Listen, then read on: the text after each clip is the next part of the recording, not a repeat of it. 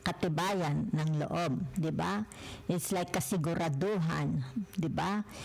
Ito yung taong they want to create, 'di ba? They want to manifest, they want to invite, 'di ba? So ibig sabihin nito, yung tinatawag na maaring lakas ng loob, 'di ba? Yung tinatawag na susugal, maaring susugal, 'di ba? Kasi narin yung strength. Makikipagsapalaran. It's like, paano kung halimbawa hindi ko ito papasukin, 'di ba? Yan. Paano malalaman? 'Di ba? Kaya narin ang magician. Okay? It's like tinatawag as above, so below. Mangyari ang kalooban ng Diyos, 'di ba? Yan. 'Di ba, para magkaroon ng tinatawag success or partnership or romance relationship, 'di ba? So ibig sabihin nito yung tinatawag na gaano katibay ng loob mo, okay? Tatagal ba itong relationship na ito?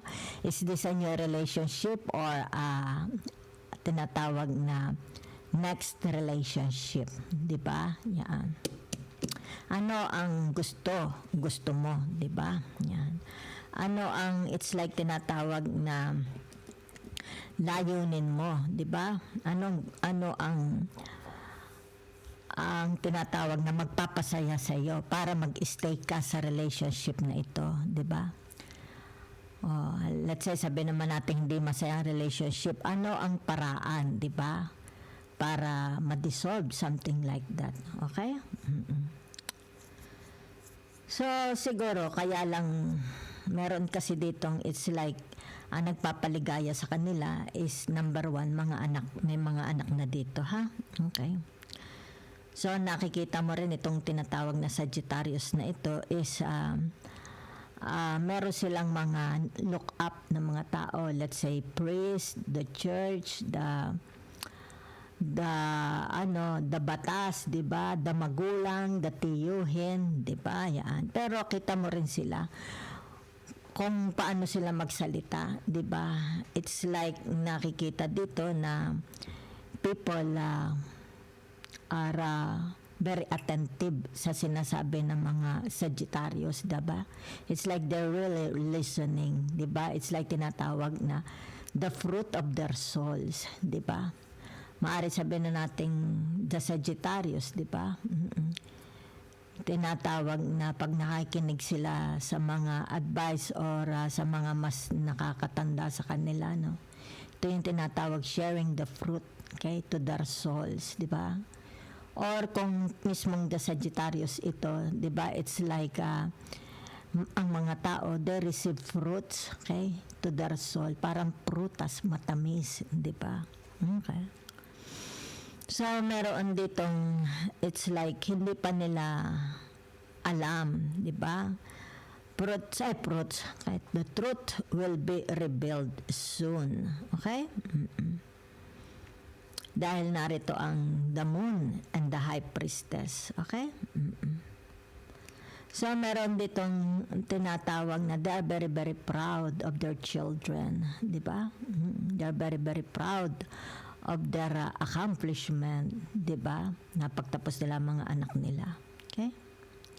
So nakikita mo naman dito they have no guilt. It's like they follow the 10 commandments, 'di ba? Yan. So they're always thinking about it's like I think they want to live alone, 'di ba? Let's say out of distraction, out of the city noise, 'di ba? Yan. Maybe they want to live in the mountain, near the seaside, sa kabukiran, 'di ba? Out. Yan. So whatever is this, it's like if you are praying, 'di ba? What you are manifesting, what you are asking God, it will be given to you. Okay? So punta tayo sa tinatawag love and romance. Ano ito, okay? So, naririto ang tinatawag na the 7 of swords. Diba? La la la la la la la la la la la la la la la la la The Eight of Pentacles. Narinig ang tinatawag na the Ten of Wands. Okay? So, ibig sabihin nito yung tinatawag na paghihintay. Yan na, yan. Kumbaga dito may naghihintay. It's like meron dito naghihintay na asawa, di ba? O kaya ka-date, di ba? Yan, naghihintay. Okay? Pero nakikita mo dito, it's like itong taong ito is wala na siyang aasahan. Doon sa iniintay niya, hindi na dadating yung kanyang kamit, di ba? Maring kayo naghihintay or sila naghihintay, di ba? Kumbaga dito yung tinatawag na mapapagod, kailangan mapagod na siya. It's like tinatawag na tanggapin na niya sa loob niya na hindi na dadating ang taong kausap niya. Okay? Dahil itong taong kausap niya is already in a relationship. Nakita na niya yung soulmate, di ba? Okay. Ibig sabihin nito, maaring tinatawag na yan, masaya na siya sa kanyang tinatawag na relationship. Okay? It's like meron na siyang nakilala. Okay? Mas karapat dapat. Yan ha. So nakikita ko for some of you here, it's like you are talking with the foreigners, di ba? Yan. So maaring sabihin na natin ito is Pinoy, di ba? Maaring sabihin na natin, hindi ko alam, ito yung tinatawag naghihintay pero hindi na siya babalikan sapagkat narito ang tinatawag the Eight of Pentacles. It's dealing with the foreigners na nakikita ko, okay? Or maaring ito yung tinatawag soulmate lang nila, di ba? Talaga, yan ha. So, meron ditong tinatawag na, kaya narito ang the magician and the strength, di ba? Yan. Kumbaga dito, gusto lang niyang masigurado, di ba? Kung ito is forever na nila, itong taong ito, di ba? Kasi meron ditong tinatawag abandonment. Yan ha? Okay. So, maaaring kung pang ilan ito, baka ito'y unang asawa, padalawang asawa, di ba? So, meron ditong tinatawag naghihintay kasi hindi nila alam, di ba? Tinatawag the outcome ng kanilang pagkikita. Pero dadating, may dadating po ha. Dahil narito ang tinatawag the magician and the strength. Darating. And it seems tinatawag na siya ang iyong kapalaran, di ba? Siya ang iyong tinatawag na eternal love. Close your eyes, give me your hand, darling. La la la la la la la la la la. You belong to me. Yan. Am I always dreaming? 'Cause this is something, an eternal flame. Ito na, eternal flame mo, di ba? I believe it's meant to be, darling. Kilabot. Tuwan-tuwa ako. So, narito naman tayo sa inyong tinatawag na family, friends, and others. Diba? So, ang nakikita ko naman dito yung tinatawag, siguro, karamihan ng inyong mga friends is mga tinatawag na matatanda, ano? Matatanda, mas matatanda sa inyo ang mga friends nyo, 'di ba? Yan.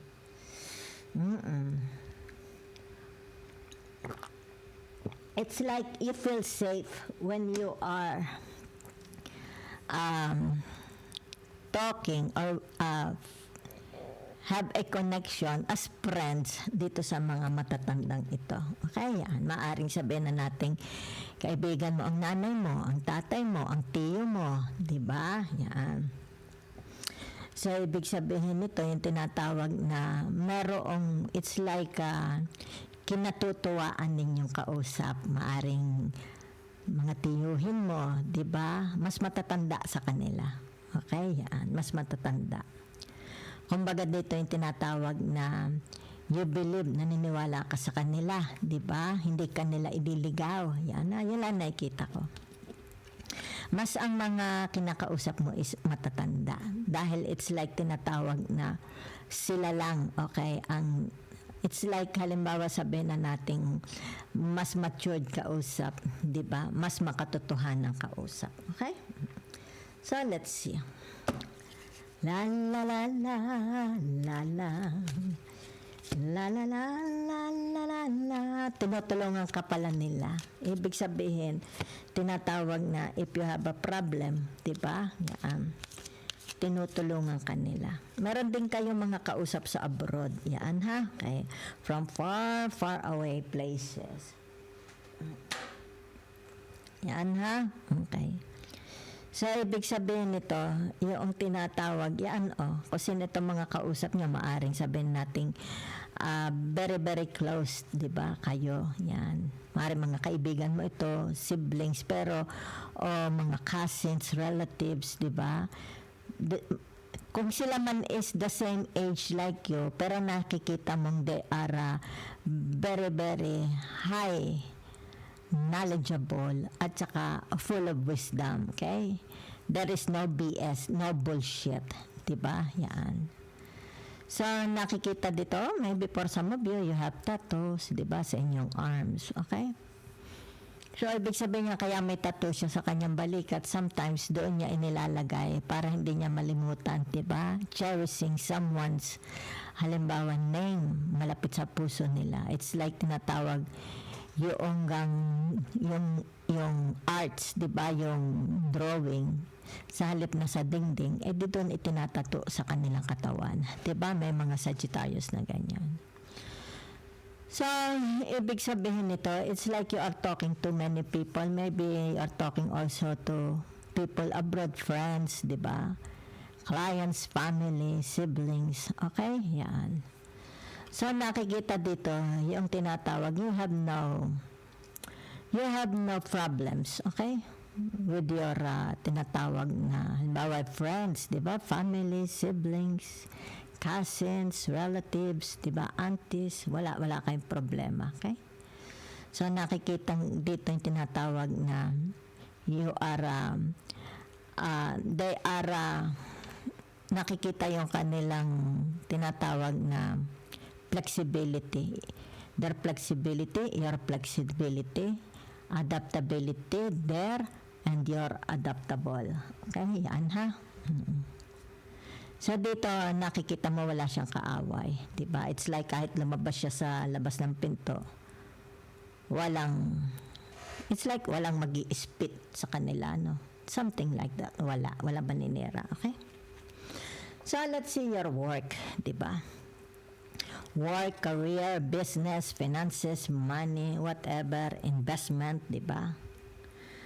So, nakikita ko dito is tinatawag, follow your hearts, di ba? Yan. Let's say, sabihin na nating tinatawag na maging matalino kayo, especially when it comes to your money, sa paggawa ng desisyon, di ba? Yan. Ito yung nakikita ko sa inyo, then since ito tinatawag na the judgment and the hermit, di ba? Okay? Ito yung tinatawag na be more, it's all about judgment, okay? Your judgment, yan na. Paano mo i-judge ang iyong, halimbawa mga kasamahan sa trabaho, ang iyong career, ang iyong trabaho, di ba? It's about your judgment, okay? Follow, okay? Your judgment, your sinatawag na, it's not, kasi ito is separate ang mind, di ba? Ang logic, di ba? Sa tinatawag na vision or five senses, di ba? Yan. It's like follow your guts, follow your instinct, di ba? Use your psyche. Okay? Yan.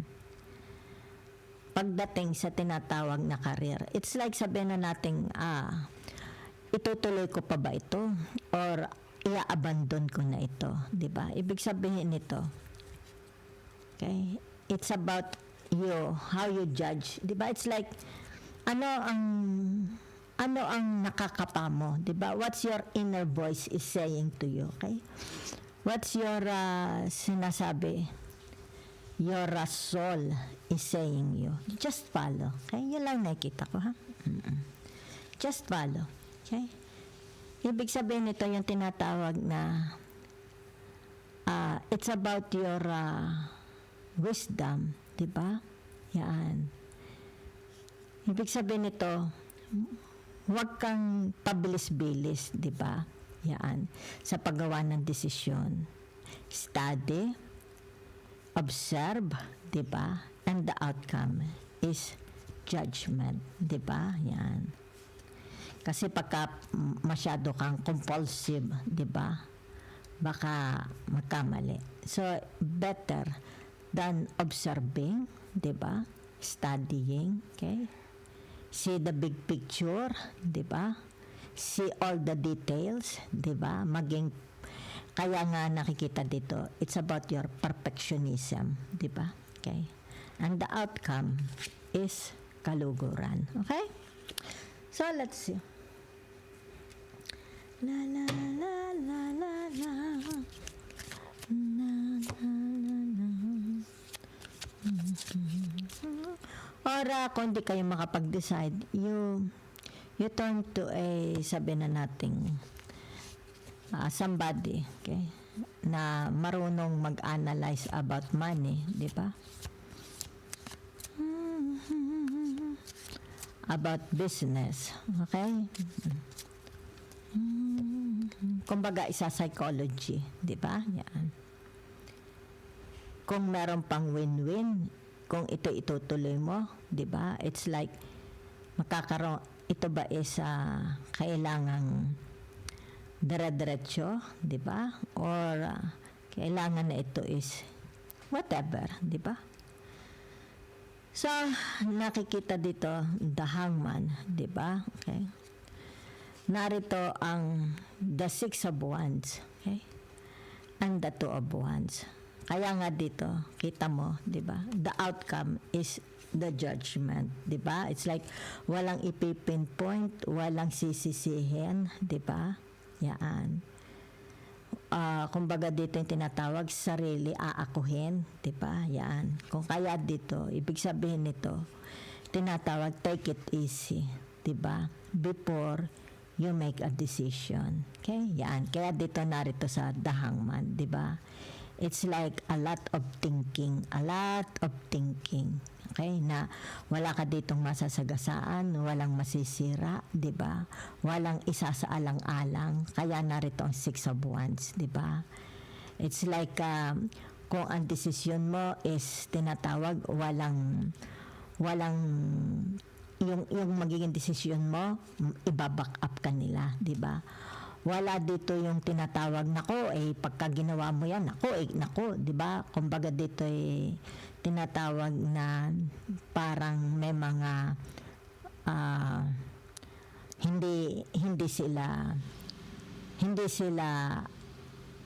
hindi ano sa kanila, di ba? Yan.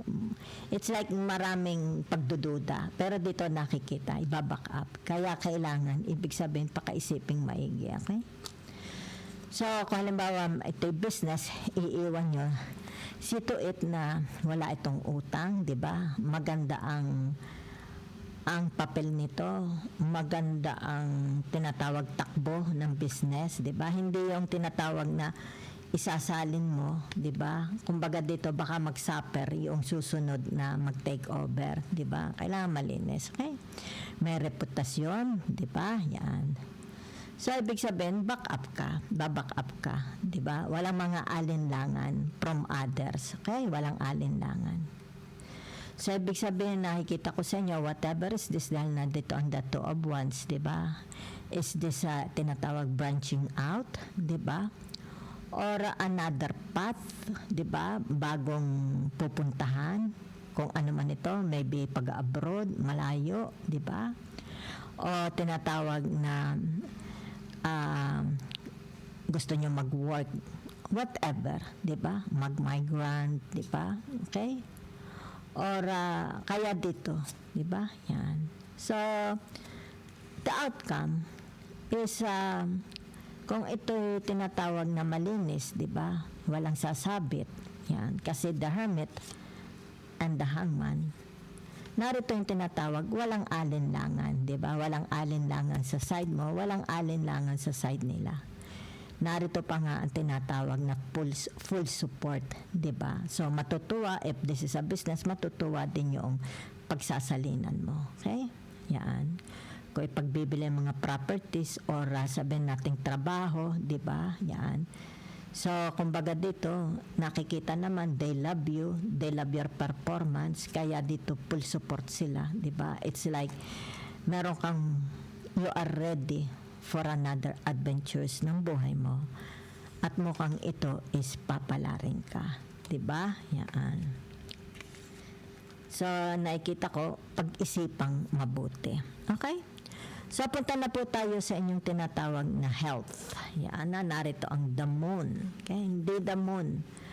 The high priestess, and the hierophant. Okay? Yan. So, ibig sabihin nito, yung tinatawag na, it's like, nagpapahula. Ito ang nanghuhula, di ba?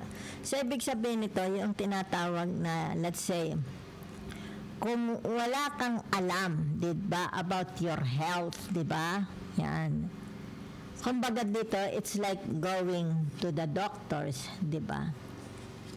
Para lang magpa-check up, di ba? Maaring for some of you, halimbawa may mga daladalang health problems, di ba?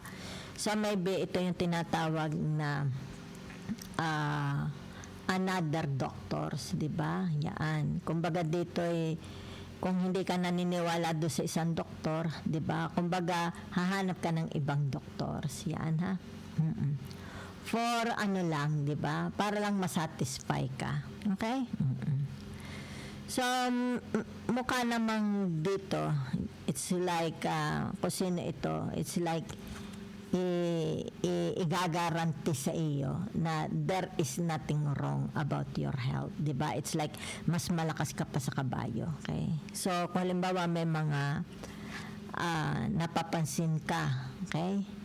Nakakaiba sa nararamdaman mo, di ba? It's like tinatawag, you will go to a doctor. If you are not satisfied, you go again to another doctor para lang magkaroon ng satisfaction na ang nararamdaman mo is hindi naman napakagarabe, di ba? Yan, maaaring sabihin natin bibigyan ka lang nila siguro ng gamot na ano, di ba? Yan. It's about your health, di ba? So, ibig sabihin nito, lumabas na naman ang tinatawag na the high priestess. Yan, ha? Okay. So, naririto ang the devil, di ba? Nandito tayo sa health, ha? Okay. Tapos, narito ang tinatawag na the Nine of Pentacles. Yan ha. At narito ang the High Priestess. Ang nakikita ko sa inyo is tinatawag na napaka stricto ninyo sa inyong health, 'di ba? It's like lahat bawal, 'di ba? Siguro very choosy ka sa kinakain mo, 'di ba? It's like tinatawag na maaaring pinagdadamutan mo ang sarili mo dahil sabi mo, "Hala, baka ako'y manaba," 'di ba? Yan. "Hala, baka ako'y magkaroon ng cholesterol," 'di ba? Kasi narito ang the devil sumunod sa the Nine of Pentacles. So, the outcome is the High Priestess. Diba? Yan. It's like hindi mo na alam. Diba? Yan. Yung tinatawag tama sa mali. It's like you are, anong tawag dito? Hindi naman dinideplete. Hindi mo dinideplete ang iyong health. Kundi pinagdadamutan mo. Diba? Pinagdadamutan mo ang katawan mo, tikman mo din yun, di ba? It's like, hala, ako'y vegetarian, di ba? Ayoko nga kumain ng mga ganyan, that's against my, dapat namang hayop is tinatawag, wag papatayin, something like that, di ba? Maybe it has something to do about your beliefs, your culture, your tradition, okay? But in reality, ibig sabihin nito, tinatawag na pinagdadamutan mo, okay? Ang sarili mo, 'di ba? Yan. So, ibig sabihin nito, yung tinatawag na maybe it has something to do about to your religion because lumabas dito ang tinatawag na Taurus, di ba? Yan. Okay? So, kung paminsan-minsan lang naman, di ba? Kung paminsan-minsan, maybe sabi ng religion nyo, bawal kumain ng dugo, di ba? Bawal kumain ng baboy. That's against our religion, di ba? So, nakikita dito, kaya narito ang the Capricorn and the Nine of Pentacles and the High Priestess, di ba? Napaka-strict, di ba? It's like lahat, hindi ko alam ha, baka lahat bawal or there are things na hindi talagang pwedeng tinatawag na kainin. Because ito yung tinatawag about your conscience. Kaya lumabas ang the High Priestess, di ba? Yan. So, ang nakikita dito is yung tinatawag nako, baka pag kumain ako ng dugo, di ba? Is tinatawag parusahan ako ni God, di ba? Yan. Kasi narito. Kaya kita mo yung itim at puti, di ba? It's about tinatawag na guilt pag itim at pag puti is yung tinatawag na purity of your soul, di ba? So, maaring sabihin na natin na meron kayong kinain against your religion, di ba? Pero dito, tinatawag na may guilt ka, di ba? It's like hindi mo ito sinasabi, hindi mo ito ikino-confess because you are ashamed. Ayaw mong malaman nila yung tinatawag na ginawa mo, di ba? Kasi narito ang double confirmation ng the High Priestess and the High Priestess, di ba? It's like kumbaga sa Katoliko, 'di ba? Halimbawa, sabihin na natin ako'y nangaliwa, 'di ba? Ako'y may asawa, nangaliwa, 'di ba? Kumbaga nangalunya against 10 commandments. Kumbaga dito kaya narin ang High Priestess is like a priest, hindi ko kinumpisal, 'di ba? Maaring natatakot akong sabihin na sa pari na ako'y nangalunya.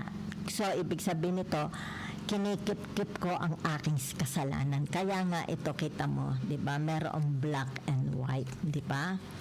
So kaya nga dito pa tayo sa inyong tinatawag health, 'di ba? So ibig sabihin nito, maaring meron kang nalabag sa pagkain na against sa iyong religion, 'di ba? Kung kaya narito ang the High Priestess. Okay? Yan. Yung tinatawag siguro, ayaw mo itong ikumpisal, ayaw mong sabihin, di ba? Because the High Priestess is about telling the truth. No. Yung tinatawag na divulge ang sikreto. Di ba? Something like that. Thank you very much. So, let's see if there is success. Okay? Saan man itong area sa buhay. Ala, ako'y pindot na pindot, hindi pala yung pinipindot ko. Saan mang area sa buhay niyo, okay? It has something to do about tinatawag love, marriage, okay? Kung kayo may single, di ba? It's like nakikita dito na narinig ang Venus, narito ang tinatawag na the Temperance. Maybe sabihin na nating mas prefer mo ang single forever or naghahanap ka ng kapartner. Okay? Yan. Tinatawag na soulmate. Okay? But if you are already in a relationship, ito yung tinatawag na tatamasahing kaligayahan, contentment, di ba? Tinatawag walang katapusang kasiyahan. Okay? So, if it has something to do about family, ibig sabihin nito, yung tinatawag, maybe you will get something from your parents, especially kung meron itong mga ari-arian, di ba? Yan. Kung may mga tinatawag na mga will and testament, di ba? Yan. So, for some of you, nakikita ko kasi meron ditong tinatawag mga asawa is a foreigner. Okay? Maybe ang kanilang mga asawa is matatanda pero mga well-made, may mga kayamanan. Okay? So, maaaring ito yung tinatawag na you will nakikita ko migrant. If you have children, makakasama mo mga anak mo pa-abroad, di ba? Yan, magmamigrant kayo sa ibang bansa. Kasi narito. Okay? Yan. So, it's more about sabihin na natin, maaring sa iyo, halimbawa sabihin natin yung asawa mo sa iyo niya ipagkakatiwala ang properties. Okay? Yan. Ito na may tinatawag na work, career, finances, money. Luluag ang pamimera. Okay? Dadaloy ang pera very freely. Okay? It's like tinatawag dito, nakita ko, gaganyan. It's like, alam mo ba yung mga lakes, yung dagats during low tide, diba? Low tide, lumalayo ang dagat. Nawawala ang ilog sa mga lakes, diba? Ngayon na nakikita ko sa vision ko, nadating, diba? Dumaragas-gas. It's like tinatawag na, alam mo yung sino ba gayon si Abraham ba nung dinala niya ang mga tao, mga Israelites yata doon sa tinatawag promised land, yung bang tinawid nila ang dagat, 'di ba? Kita mo yung sa movie yung ang dagat ay nahati, 'di ba? Yan nahati. Pero kasi ang hindi ko don't kumbaga dito pwede niyo naman akong paslangin, 'di ba? Pero nagkaroon lang ako ng awakening kasi nakita ko ang dagat lumalayo, 'di ba? Especially yung mga lakes, 'di ba? Yung mga sapa natutuyo. There are times tuyo, there are times bumabalik ang tubig. Okay? Yan. So, that's what I see for you. Okay? So, it's about your health. Ibig sabihin nito, yung tinatawag, papayagpag ang health ninyo. Okay? So, it's only a matter of tinatawag na changing your lifestyle, di ba? Changing. So, it's more na nakikita ko naman sa inyo dito is you take good care of yourself. Okay? Especially, the food you are eating, di ba? The surrounding, the environment, di ba? It's like, napakalinis ninyo sa bahay, napakalinis nyo sa higaan, napakalinis nyo sa katawan, di ba? Kaya nga sabi nila, tinatawag na, your soul is the mirror, okay? Your soul is the mirror of your, something like that, di ba? Yan. So, pagdating sa success, may success po, ha? May success talaga. Yan, kita naman ninyo dito. Diba? It's like, it will be rebuilt, okay? Success, okay? Sa negosyo, sa investment, sa trabaho, baaring ito will and testaments, diba? Insurance, diba? May mga returning monies, may mga magbabalikan, diba? Yan. So, punta naman tayo sa forever, kung meron ba kayong forever, di ba? So, for some of you here, it's all about tinatawag na you are tired. Kasi ito ang tinatawag na the devil. And, ito? The fool, di ba? So, ibig sabihin nito, you are praying hard na it's like a curse, di ba? If this is a curse, ibig sabihin nito, matanggal na ito sa buhay nyo, di ba? Sometimes, meron tayong tinatawag, it's like a curse, di ba? Kumbaga dito, kailan ka ito maaalis, di ba? So, ibig sabihin nito, yung tinatawag na, kaya narito ang dasan, di ba? Yan. Kaya narito ang tinatawag na, the judgment, di ba? So, ibig sabihin nito, yung tinatawag, ikaw lang, di ba? It's about the state of your mind, di ba? If you will change, kaya dito nakita ninyo, di ba? Yan, the magician, the sun, and the fool, okay? If you will change, okay, the state of your mind, di ba? Yan. Ikaw mismo, as a creator, can change it. So ano ang mangyayari, di ba? Ay di ito, di ba? Mabubura. It's only a matter of mindset para ito is maalis, 'di ba? Huwag alagaan as much as possible. Huwag itong harborin, huwag alagaan, okay? Yan. It's only ito yung tinatawag in the mind, 'di ba? Huwag nang parusahan ang utak, ang isip, 'di ba? So mas maganda yung tinatawag na erase it, 'di ba? Panatilihin ang tinatawag na kaligayahan.